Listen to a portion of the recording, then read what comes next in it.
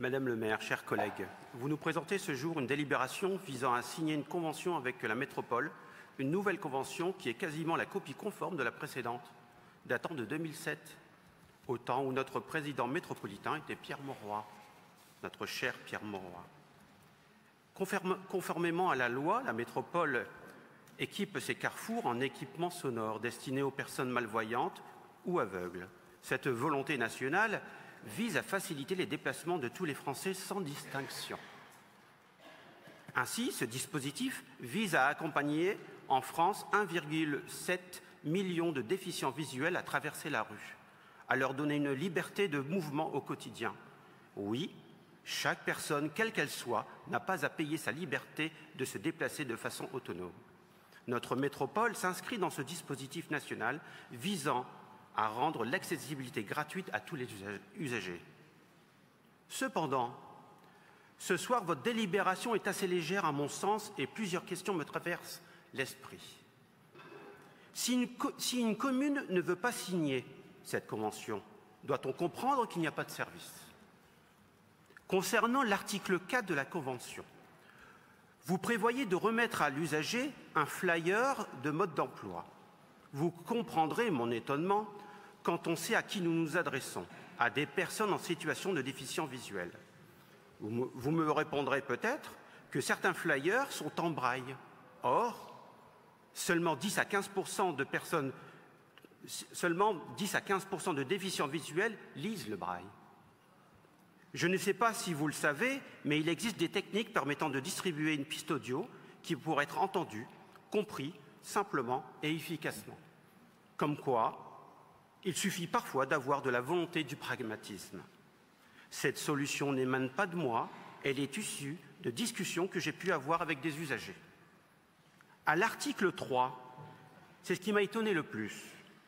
Je cite « Concernant la distribution des télécommandes, la ville s'engage à remettre gratuitement les télécommandes aux personnes malvoyantes ou aveugles ayant leur domicile sur le territoire de la commune sur présentation d'une carte d'identité, d'un justificatif de domicile, de la carte de mobilité inclusive CMI ou de la carte d'invalidité avec mention cécité ou canne blanche. » Or, la mention canne blanche n'existe plus depuis la loi handicap de 2005.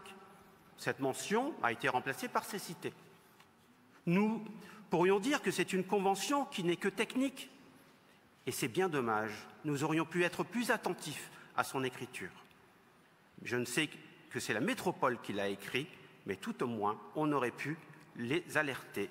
Car je n'ai aucun doute sur la volonté première de la ville de Lille et de la métropole à défendre l'accessibilité avec vous, Madame Delacroix. Cette délibération aurait pu aussi vous permettre de nous donner un état des lieux de la situation lilloise. D'un point de vue de la logistique, où en est le paramétrage des rues permettant aux usagers de distinguer les différents cheminements à la traversée. Quel est son taux de couverture sur notre ville? Une information que je n'ai pas réussi à obtenir, même en interrogeant la métropole. Comme beaucoup de villes, notre métropole et certaines communes ont fait le choix d'expérimenter, voire d'adopter, le principe de carrefour sans feu. Je vous avais interpellé en avril 2023 et vous me répondiez que nous étions en phase d'expérimentation. Ces carrefours sans feu sont un moment de stress pour les personnes en situation de handicap qui sont contraintes de contourner les carrefours pour les éviter.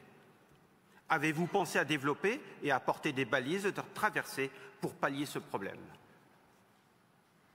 Et si vous l'avez fait, comptez-vous les développer?